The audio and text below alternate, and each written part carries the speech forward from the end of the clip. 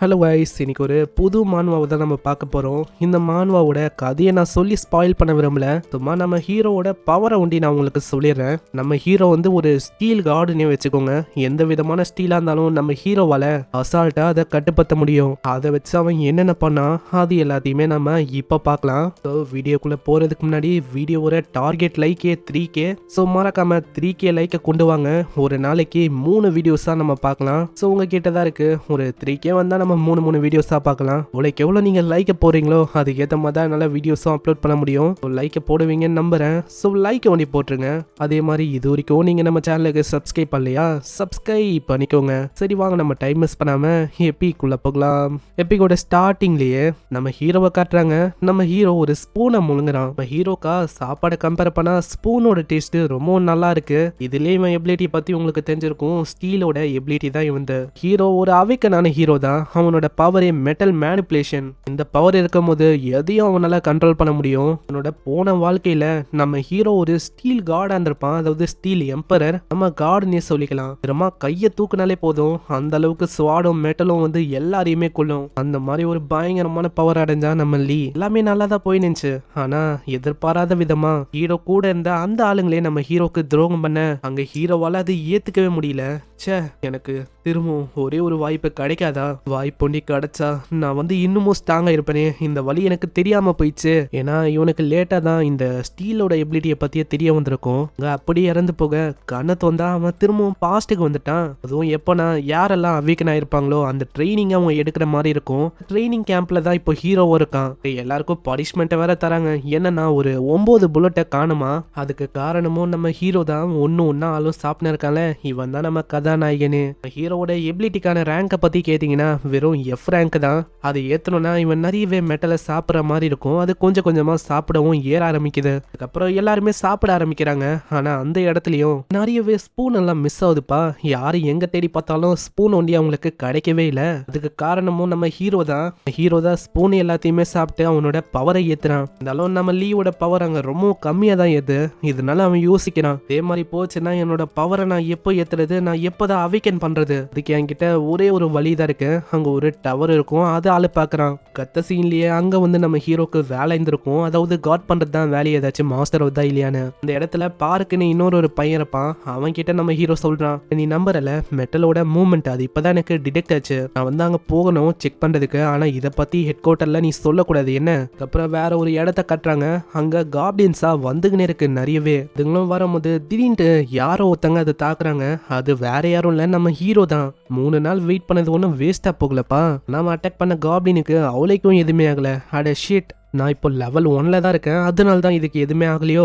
கவலை வேணாம், நான் திரும்பவும் அதே தப்ப பண்ண போதில்ல. அந்த இடத்துல அது திரும்பவும் தாக்க வருமா, பயங்கரமா தாக்கி ஒண்ணுமே இல்லாம ஆக்கிறான். வெட்டும் போது கீழே ஒரு ஸ்டோன் மாதிரி ஒரு விஷயம் விழும். அது ஒரு ஸ்டீல் மானா ஸ்டோன் தான். அதை யோசிக்காம சாப்பிட்டுறான். நீங்க வந்து அதர்வள்ளி மெட்டலை முழுங்கிருக்கீங்க. ஸோ இதனால உங்களோட பவரோட எண்ணிக்கை ரொம்ப அதிகமாகுது போலதான். இது போதுமே, அங்க ஏகப்பட்ட காப்ளின்ஸும் வந்திருக்குமா. அதுங்க எல்லாத்தையுமே இவன் கொல்ல ஆரம்பிக்கிறான். ஏன்னா அது வழியா நிறையவே மானா ஸ்டோன் கிடைக்கும்.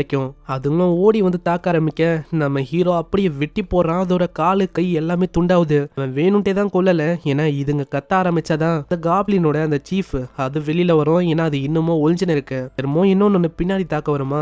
நம்ம ஹீரோ கத்தி சொல்றான், நான் வாட்டி ஆன மாதிரி இந்த வாட்டி என்னோட முதல்ல குத்தலான்னு பாக்குறீங்களோ, ஆனா உங்களால அப்படி பண்ண முடியாது. அப்படி நீங்க வந்தீங்கன்னா காலி. இதை கேட்ட உடனே ஒரு காப்ளினும் ரொம்ப பயந்து போகுது. நம்ம ஹீரோக்கு நல்லாவே தெரியும் இதுக்கு ஒன்னும் அவளுக்கும் பிரச்சனை இல்லை. இப்போ பிரச்சனை அந்த காப்ளினோட அந்த சீஃப் தான். அதுதான் இருக்கிறதுலே ரொம்ப ஸ்ட்ராங். அதனால வேணும்ட்டே அவன் நடிக்கிறான். கீழே ஒரு மானா ஸ்டீல் ஸ்டோன் இருக்குமா, அதை எடுக்கிற மாதிரி அவன் நடிக்கிறானா. உடனே அது தாக்குது. இந்த இடம் முழுக்க இருந்த காப்ளின்ஸ் எல்லாமே அழிஞ்சு போகுது. காப்ளின் சீஃபும் என்ன யோசிக்குதுன்னா, அவ்வளவுதான் நம்ம லீயோட கதை முடிஞ்சது அப்படின்னு தான் யோசிக்குது. ஆனா லீ அதுக்குள்ள அவனோட கத்தியை பயன்படுத்தி அப்படியே பயங்கரமா தாக்குறான். ஆனா அதனால அவளுக்கும் பெருசா அதுக்கு எதுவும் ஆகல. ஏன்னா அது கிட்ட இருக்க ஒரு பொருளை வச்சு அதை அசால்ட்டா பிளாக் பண்ணிது. ஆனா அந்த சீஃபுக்கு உண்மையிலாம் தெரியல, ஹீரோ தாக்குனது எல்லாமே ஒரு பொய்யான தாக்குதல் தான். உண்மையிலேயே அவன் பின்னாடி ஒரு கத்தி இருக்கு. அது சீஃபை தாக்க வந்தா உடனே அது பிடிக்குது. ஜஸ்ட் மிஸ் தான், அப்படியே ஸ்கின்னுக்குள்ள போயிருக்கும்.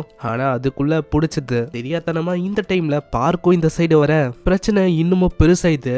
அங்க எல்லா காப்ளின்ஸ் கிட்டயும் அது கட்டளையுது, சீக்கிரம் அந்த பொடி பையனை பிடிங்க. இதை கேட்டோன்னே எல்லாருமே பார்க் கிட்ட போகுதா. அங்க பார்க்குக்கா என்ன பண்ணணும்னே தெரியல.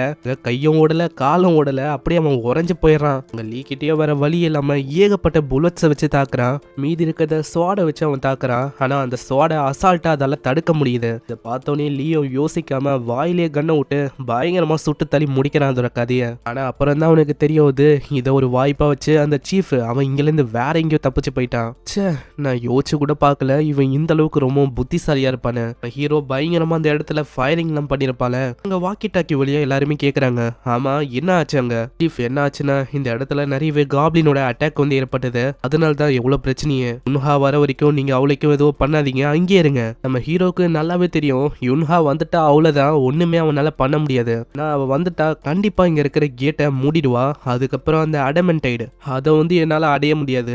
அதனால தான் இதுக்கு முன்னாடி இந்த வாழ்க்கையில ஒரு ஸ்டீல் காடாமான, அதாவது ஸ்டீல் எம்பரரா, அதனால நான் ஏதாச்சும் ஒண்ணு பண்ணி ஆகணும் அவ வர்றதுக்குள்ள. அதுக்குள்ளேயே அந்த வாக்கி டாக்கில இருந்து இன்னொரு மெசேஜும் வருது. அங்க போஸ்ட் 6ல இருந்து பேசுறோம், இங்க காப்ளினோட அட்டாக் ரொம்ப பயங்கரமா இருக்கு, அதனால ஐ ரிப்பீட் எனக்கு வந்து பேக்கப் வேணும் அப்படின்னு அவங்க கத்துறாங்க. இது கேக்குற நம்ம ஹீரோக்கா இது சரியான வாய்ப்பா தெரியுதா. அவன் 6வது அவுட் போஸ்ட்டுக்கு சொல்றான், இங்க கவலைப்படாதீங்க, போஸ்ட் 5ல இருக்க நாங்க வந்து அங்க வரோம். உடனே சீஃப் இதை கேட்டோன்னே அங்க கத்துறாரு, டேய் உன்னை என்ன சொன்ன, நீ வந்து அங்கேயே இரு, யுன்ஹா வர வரைக்கும் நீங்க எதுவுமே பண்ணக்கூடாது. ஆனா நம்ம ஹீரோ அதை கண்டுக்காத மாதிரி ஆஃப் பண்ணி விட்டுறான். நான் எப்படியாச்சும் அவனுக்கு அடமெண்டைடு வேணும், உன வாட்டி இப்படிதான் அது மூடிட்டனால 4 வருஷத்துக்கு அப்புறம் தான் எனக்கு அந்த அடமெண்டைடே கிடைச்சிருக்கும், அதனால தான் அவன் ஸ்டீல் காடாவும் மாறி இருப்பான். இந்த வாட்டி அந்த வாய்ப்பை அவன் விட விரும்பல, இதனால அங்கதான் அவன் டைரக்டா போறானே. இந்த சைடு அங்க காப்ளின்ஸோட அட்டாக் ரொம்ப பயங்கரமா இருக்கு. காப்ளின் சீஃபும் சும்மா இல்லாம அங்க இருக்கிற கல்லா தூக்கி எறிதா. இந்த இடத்துல பாவம் அவங்களால எதுவுமே பண்ண முடியல.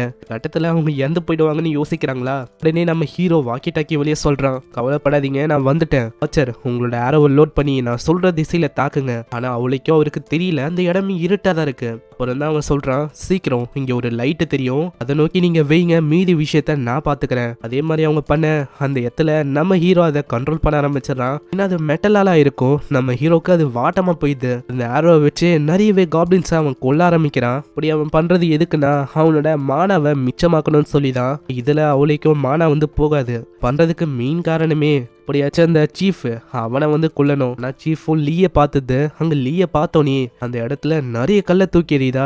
ஜஸ்ட் மிஸ்ல நம்ம லீ தப்பிக்கிறான். அங்க ஆச்சர் கிட்ட அவன் திரும்பவும் சொல்றான், ஆச்சர் சீக்கிரமா திரும்பவும் லோட் பண்ணுங்க. இதே மாதிரி நம்ம லீ சொல்ல அங்க இருக்கிற நிறைய காப்ளின்ஸ அவங்க கொன்னுட்டாங்க. இடத்துல பார்க்கும் எப்படியாச்சும் அந்த காப்ளின்ஸ கொல்லலான்னு வருவானா. அங்க இருக்கிற இன்னொரு காப்ளின் அவனை பார்த்தது, அப்படியே அவனை கொல்ல போகும். ஜஸ்ட் மிஸ்ல நம்ம ஹீரோங்க காப்பாத்துறான். அந்த காப்ளின் இன்னமும் செத்து இருக்காது, ஆனா ஃபயர் ஆரோ வச்சு அத மொத்தமா முடிச்சு வர்றான். அங்க எவ்வளவுக்கு எவ்வளோ காப்ளினோட எண்ணிக்கை ரொம்ப கம்மியாயினே போதோ, அதே மாதிரி நம்ம லீயோட மானாவும் ரொம்ப கம்மியாகுது. கிட்டத்தட்ட 12% அங்க இருக்கே. நம்ம ஹீரோக்கு நல்லாவே புரியுது இது வேணும்ட்டே தான் இப்படி பண்ணுன்னு.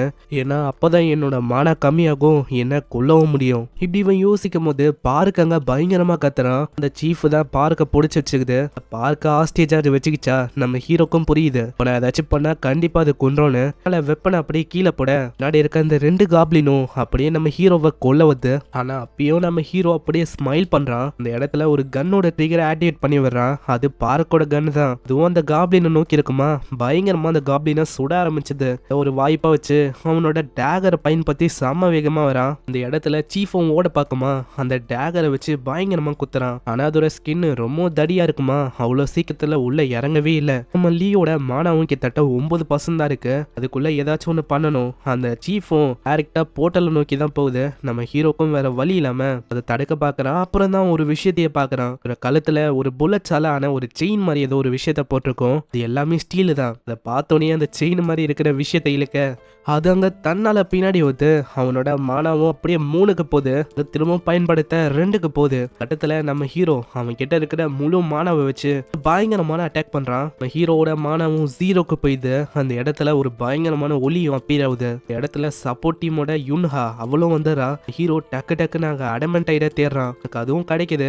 உடனே அங்க கேக்குறாங்க, டேய் கைய தூக்கு இல்லனா அவ்வளவுதான், உன்னோட ஐடென்டிட்டிய சொல்லு. ஆனா அதுக்குள்ள நம்ம ஹீரோ அங்க முழுங்கிடுறான். அட இருங்க, நாதான் லீ, உங்க டீம்ல இருக்கவன் தான். அங்க இதுக்கப்புறம் அந்த யுன்ஹா அந்த பொண்ணும் எல்லாத்தையும் பாக்குறா. அவளால இன்னமும் நம்ப முடியல.